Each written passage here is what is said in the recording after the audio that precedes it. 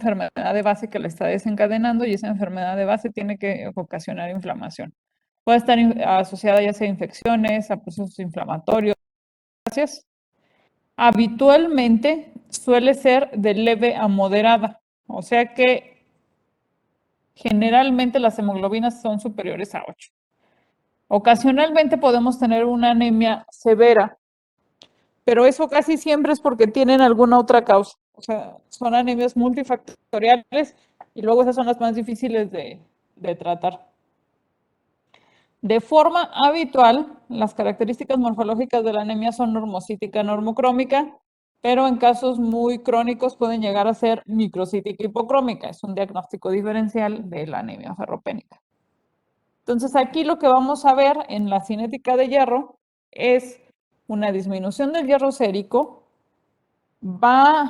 Si ustedes recuerdan cuando vimos el metabolismo del hierro, se los mencioné. Lo que hay en esta anemia es un secuestro de hierro porque hay un incremento en la producción de hepcidina como reactante de fase agudo. Entonces, eso provoca que haya también una disminución del hierro sérico, que se encuentre también una disminución de la fijación total de hierro, en contraparte de lo que yo vería en una ferropénica, y pues un aumento de la capacidad de los depósitos de hierro. Esta es la segunda causa de anemia después de la deficiencia de hierro. Se puede observar hasta en el 6% de los pacientes hospitalizados y a medida que se va incrementando la edad, también se va incrementando la prevalencia de esta. Y eso pues hasta cierto punto es lógico. Entre más edad tenemos, más enfermedades tenemos. Aquí está un ejemplo, por ejemplo, de la artritis reumatoide, que hasta en un 27%, más bien el 27% de los pacientes que tienen artritis reumatoide tienen anemia. Y en México la prevalencia de la anemia inflamatoria es entre un 20 a un 25%. Y pues, ¿qué puede ocasionarla? Cualquier cosa que les cause inflamación. Si hay inflamación, puede desarrollarse una anemia de inflamación o una anemia asociada a enfermedad crónica. El nombre correcto y adecuado sería una anemia inflamatoria. La anemia asociada a enfermedad crónica ya no se usa porque también se ha visto que en contextos agudos inflamatorios también se puede desarrollar una anemia inflamatoria. Entonces no es exclusiva de la cronicidad de los padecimientos. Y pues ahí están algunos ejemplos, por ejemplo, abscesos, endocarditis, artritis, lupus, cáncer. ¿Alguna pregunta?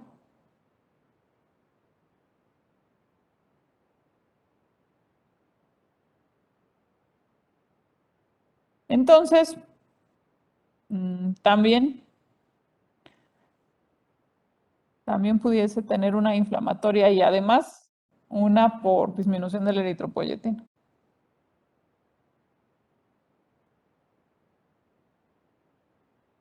Bueno, entonces nosotros vamos a tener que el proceso inflamatorio, recuerden que ahí hay citocinas y citocinas proinflamatorias. Acuérdense de inmuno y su terror. 1, 6 y factor de necrosis tumoral.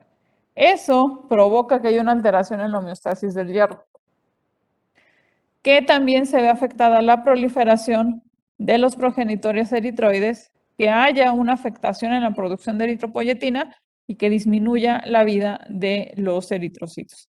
Entonces, estas son las 4 principales cosas que suceden en una anemia inflamatoria. Alteración de la homeostasis, disminución de la proliferación de los progenitores, disminución en la eritropoyetina y una disminución en la vida media de los eritrocitos.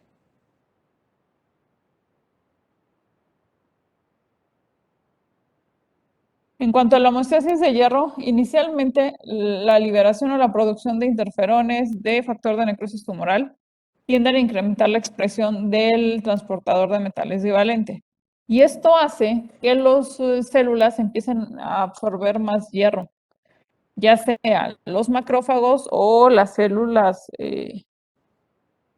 del intestino. El problema es que sí se está captando, no digamos que no, pero como se incrementa también la hepcidina como producto de una respuesta inflamatoria, pues se bloquea la ferroportina y entonces el hierro se queda ahí dentro de la célula sin que esté disponible pues, para todas las funciones que la necesitamos, incluida la eritropoyesis.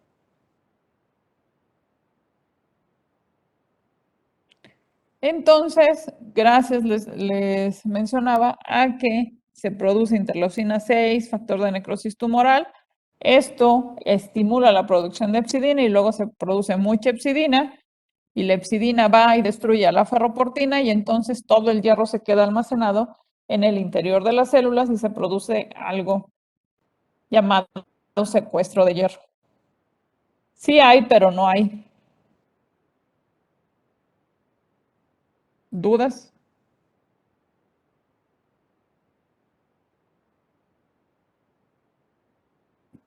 La otra cosa que también pasa es que las células progenitorias eritroides, por acción de las citocinas proinflamatorias, disminuyen su proliferación e incrementan la apoptosis. Y pues tengo menos progenitores eritroides, menos eritrocitos. También en dado caso de que sea una infección o una neoplasia, puede ser que haya un efecto infiltrativo de estas en la médula ósea y que con esto pues ocupen el lugar de la hematopoiesis. Y finalmente, se puede producir una disminución en la absorción de hierro porque las citocinas que se liberan pueden llegar a ocasionar una inflamación de la mucosa digestiva y con esto afectar la absorción y pues tanto también alterar la proliferación de los progenitores, aunque esto no es como lo más frecuente. También se ha visto que las citocinas proinflamatorias inhiben directamente la eritropoyetina. Por lo tanto, si no hay eritropoyetina, pues también se ve alterada la respuesta y la proliferación de los progenitores y pues menos eritrocitos.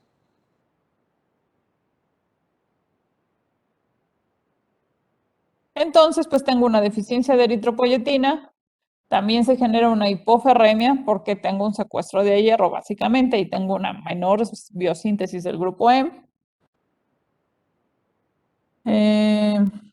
Y pues las citocinas proinflamatorias también se ha visto que disminuyen la expresión del receptor de eritropoyetina, entonces los progenitores son menos sensibles a la eritropoyetina, además de que también se puede generar daño directo a estos por los radicales libres asociados a hierro. ¿Dudas?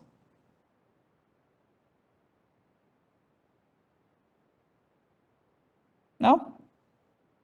Y por último, ya los que sí lograsen salir a sangre periférica, pues tienen una vida media disminuida, aproximadamente entre un 20 y un 30%, porque las citocinas proinflamatorias activaron a los macrófagos y los macrófagos están en el vaso y básicamente fagocitan a los eritrocitos viejos, pero aquí como hay un incremento en su activación, pues fagocitan más. Entonces los destruyen más rápido. Y bueno, esto es lo que ya mencioné.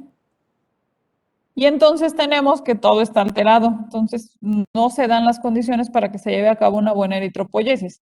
Entonces, la inflamación lleva a la producción de citocinas proinflamatorias, interleucina 6, factor de necrosis tumoral, que van a actuar a nivel hepático y van a incrementar la producción de hepcidina. La hepcidina va a actuar en todos los receptores de ferroportina. Y al actuar en los receptores de ferroportina, lo que va a hacer es dejar secuestrado el hierro que está en las células, porque es a través de ese receptor que puede salir de dentro de las células, tanto en macrófagos como en las células de la luz intestinal. Entonces está bloqueado, lo destruye y entonces el hierro se empieza a quedar a nivel celular. También, por ejemplo, las interleucinas van a actuar en el macrófago para incrementar la fagocitosis y eso hace que pues fagocite más eritrocitos y empiece a quedarse con el hierro de los eritrocitos también. Entonces ese hierro que yo tenía disponible en las células eritroides, pues tampoco va a estar ya disponible porque al fagocitarlo también se queda atrapado dentro del macrófago. Ahora, como la ferritina es un reactante de fase aguda, también incrementa su síntesis y entonces el hierro pues se une a esta proteína y vamos a tener un incremento en los niveles de ferritina. Por eso se incrementa en la inflamación. Y por lo tanto, pues el progenitor eritroide no tiene hierro para hacer eritrocitos, disminuye también su receptor a la eritropoyetina y como la eritropoyetina también tiene alterada su producción, pues no está recibiendo el estímulo necesario y finalmente pues no hay una buena maduración de la línea eritroide.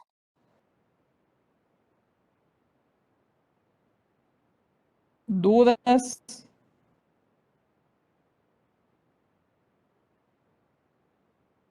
¿No?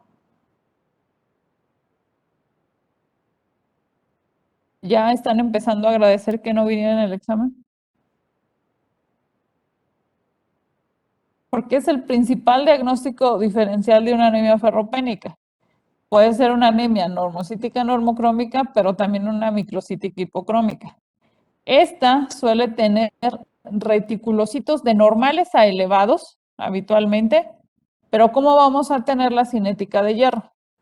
Hierro sérico bajo, porque recuerden que está atrapado en la célula.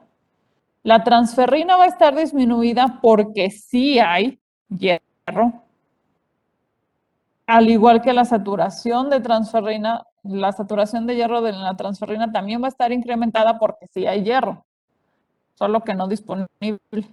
La ferritina se incrementa porque es un reactante de fase aguda y la concentración de las proteínas fijadoras de hierro también disminuye porque sí hay hierro, recuerden, sí hay hierro, el problema es que no lo tengo disponible. Entonces, gracias a estos marcadores es que nosotros podemos ayudar a distinguirlas. Y la otra es que si esto no estuviera tan claro o tuviera dudas, es efectivamente lo que mencionan, que es para eso que usamos el receptor soluble de transferrina. Nos ayudaría a distinguir cuál es una anemia inflamatoria de cuál es una anemia ferropénica. Doctora, Sí, si, por ejemplo, en la diapositiva anterior, este, los resultados de laboratorio salen exactamente como están aquí plasmados, se trata de una anemia inflamatoria. efectivamente.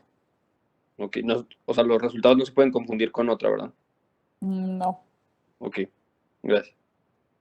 Ahora, hasta ahí todo lo que les digo es cierto, pero tomen en cuenta algo. Pueden tener el paciente una anemia multifactorial, o sea, puede tener una anemia inflamatoria y puede tener una anemia ferropénica. O puede tener una anemia inflamatoria y puede tener una anemia megaloblástica. O sea, hay multifactorialidad en las anemias. Doctora, Ajá, entonces o sea, como tal, tener el diagnóstico, ocupamos no solo la biometría hemática, sino también la de la evaluación del hierro, ¿no? efectivamente. Ok, gracias. Y en algunos casos hasta el receptor soluble de transferrina. Y en los casos más extremos hasta un aspirado de médula ósea. ¿Por qué? Ese es absoluto. Por eso es el gol estándar de la anemia ferropénica. Si yo hago un aspirado de médula ósea y lo mando teñir con azul de Prusia y veo que no hay hierro, pues es una anemia ferropénica. Pero si lo mando teñir y veo que sí hay hierro, pues es una anemia inflamatoria. ¿Sí? Entonces, por eso es útil en ciertos casos el aspirado de médula ósea. Cuando tenemos una duda diagnóstica muy grande y con los métodos habituales no llegamos al diagnóstico definitivo.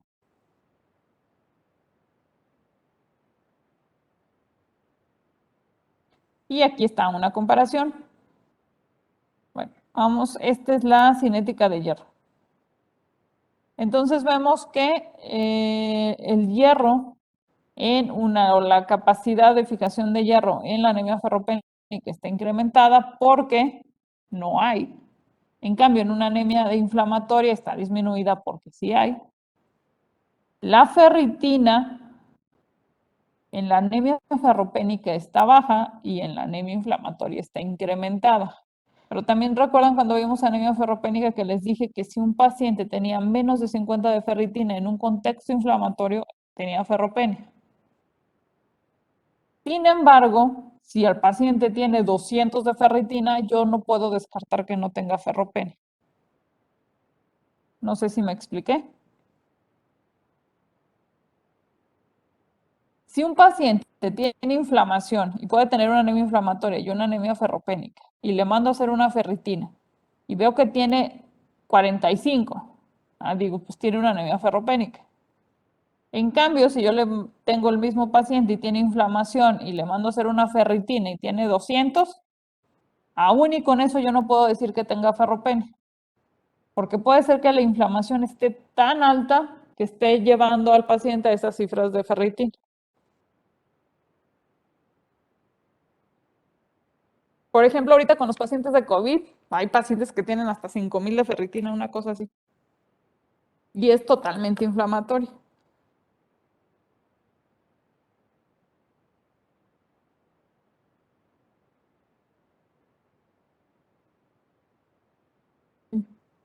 Y luego vemos la saturación de la transferrina. Generalmente en la anemia ferropénica debe de estar baja y en la anemia inflamatoria suele estar normal.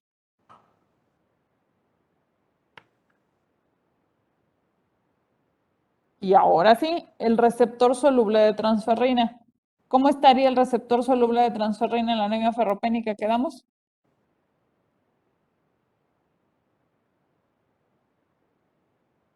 Exactamente.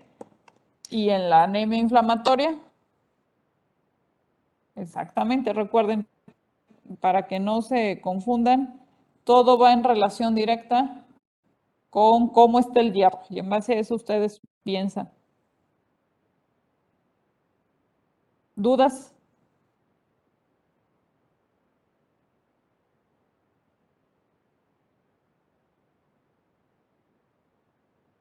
Ahora, nosotros, bueno, ya les había mencionado que generalmente es una anemia de leve a moderada. Hay pacientes que pueden tener anemias graves inflamatorias, pero casi siempre esos pacientes que tienen anemias graves inflamatorias, hay algo adicional. O sea, hay otra causa de anemia ahí que me está ocasionando que esté más grave.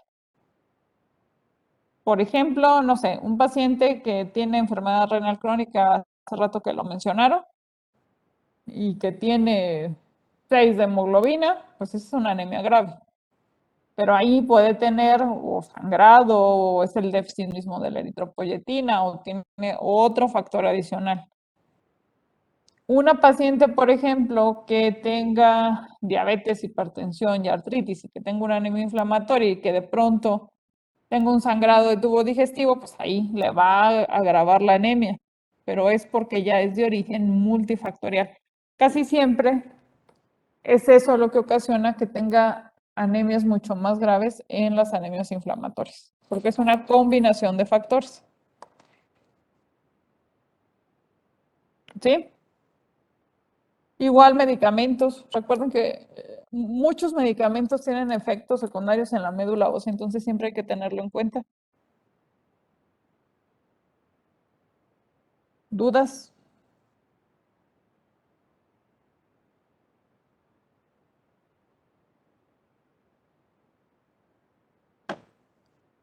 Entonces, más o menos aquí tratan de explicarnos un algoritmo de cómo interpretar la cinética de hierro y en un paciente de contexto inflamatorio. Vemos primero si tiene anemia. Si tiene anemia, pues entonces vamos a hacer la valoración y vamos a hacer una valoración del estado de hierro, la cinética de hierro. Vemos cómo están los niveles de ferritina. Si yo tengo, para empezar, niveles de ferritina incrementados, hay que ver cómo está la tasa de el funcionamiento renal para ver si no tiene una asociada enfermedad renal crónica. Y en dado caso de que estuviese normal mis niveles de ferritina, pues hay que descartar que no tenga alguna otra enfermedad o alguna otra deficiencia nutricional. Si ese es el caso, pues inicia la suplementación y si no, pues se refiere con el hematólogo en esos casos. Ahora, cuando nosotros la cinética de hierro está como confusa, no es claro si el paciente tiene una ferropenia o una anemia inflamatoria, ahí se recomienda incluso si la anemia es de leve a moderada, tratar de iniciar una suplementación con hierro y ver respuesta con los reticulocitos para ver si el paciente no tenía de base una anemia ferropénica. Y ya pues si el trastorno es claramente ferropénico, pues das suplementación con hierro. ¿Hasta ahorita vamos bien?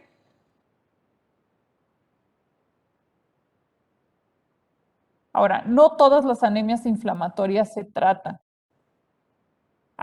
¿Cuándo vamos a tratar una anemia inflamatoria? Porque la lógica les dice que el tratamiento de una anemia inflamatoria es tratar la causa base. O sea, la causa que le está desencadenando la inflamación la trato y se le quita la anemia por lógica. Entonces, por eso casi no se tratan, salvo que sea un paciente que sea mayor de 65 años y que tenga factores de riesgo asociados. O sea, que tenga cardiopatía, que tenga enfermedad pulmonar, que tenga enfermedad renal crónica, o sea, que tenga alguna otra enfermedad que pueda complicarse por la anemia. Por ejemplo, si es un paciente que tiene angina, imagínense un paciente con angina, con 8 de hemoglobina, camina 3 pasos y le da ahí el ataque, pues no.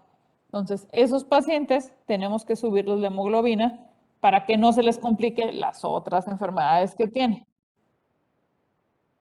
Y lo que sí es que suele estar la gravedad de la anemia suele estar en relación con la gravedad de la enfermedad base. Entre más anemia tenga un paciente, quiere decir que el paciente está más mal.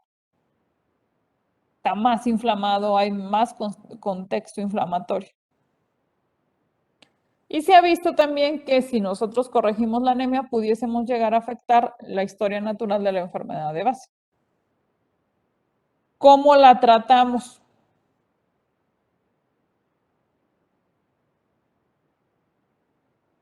Eritropoyetina. Ese es el tratamiento de la anemia inflamatoria. Y se da solamente por periodos cortos de tiempo en lo que se trata la causa base, o en lo que se logra estabilizar la causa base.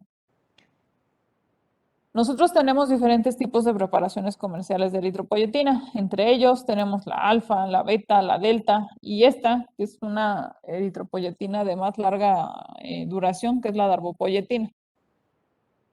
Ahora, la dosis calculada para pacientes con anemia inflamatoria es de 50 a 100 unidades por kilo 3 veces a la semana. O sea, este es el cálculo de una dosis.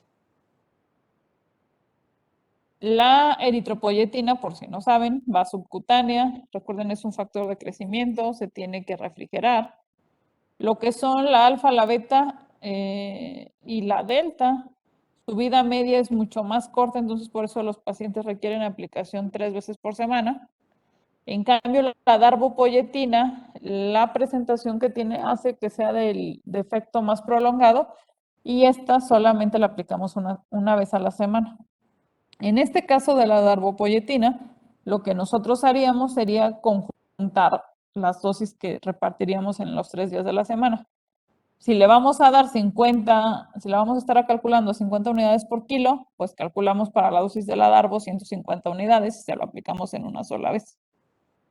Esa es la gran ventaja de la darbo.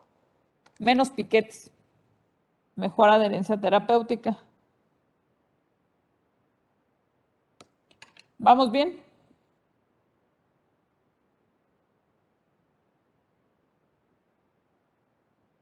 Ok. Doctora, por ejemplo, me perdí con lo de los kilogramos. O sea, por ejemplo, en un paciente de 70 kilos, o sea, ¿como cuánto le daría? O como que me perdí. Pues la calculas, 70 por 50 unidades, ¿cuánto te da?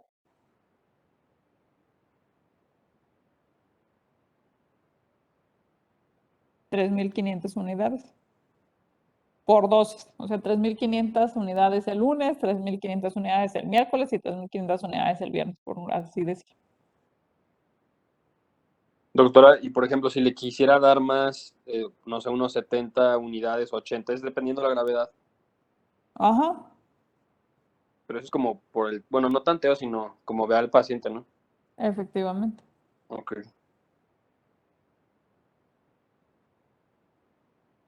¿Cómo van a valorar ustedes respuesta?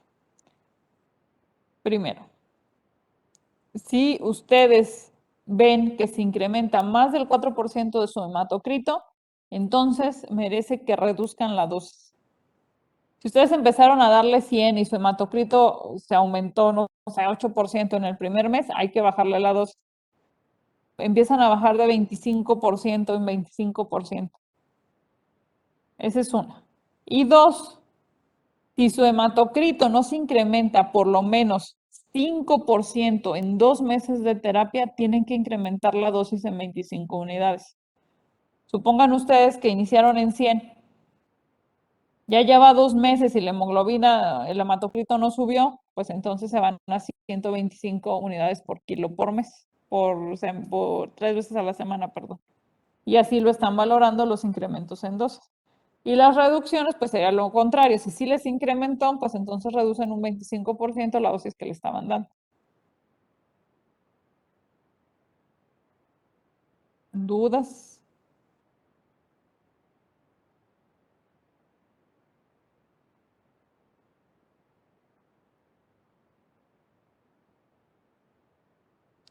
Ahora, hay veces que nosotros iniciamos la eritropoyetina y no sube lo que nosotros queremos que suba o lo que esperamos que suba. Ahí siempre hay que pensar que no tenga alguna otra cosa adicional, como una anemia ferropénica.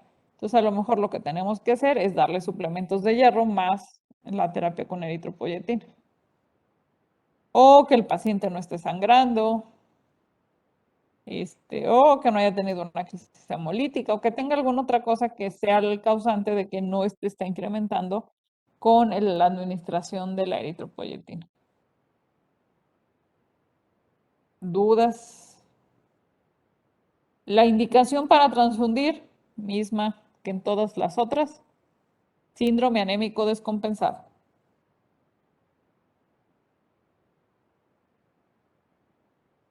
En la medida que la causa que le desencadenó la anemia se resuelve, les digo, se controle, la anemia va desapareciendo y van ustedes a poder disminuir la eritropoyetina hasta suspenderla.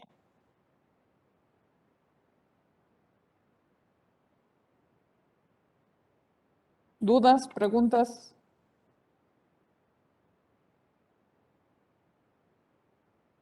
¿No? ¿Seguros? Pero no hay tratamiento como de control, o sea, por ejemplo, una vez que ya se controló la anemia, seguir durante meses o semanas No, con la eritropoyetina. no, vas monitorizando. Cuando ves que ya está bien, es lo que te dice, si incrementó más de 4% en un mes, pues entonces la bajas. Ok, Le bajas un 25% hasta que la retires. ok. Gracias, doctora. ¿Sí? ¿Alguna otra duda?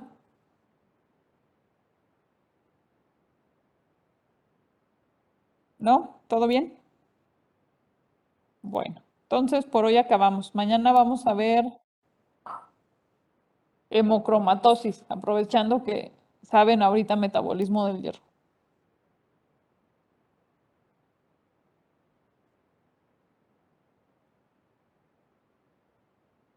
¿Sale? Bueno, ahorita ya les pongo asistencia. Todos estaban, a todos les di su calificación. Y mañana revisamos si tienen alguna duda del examen.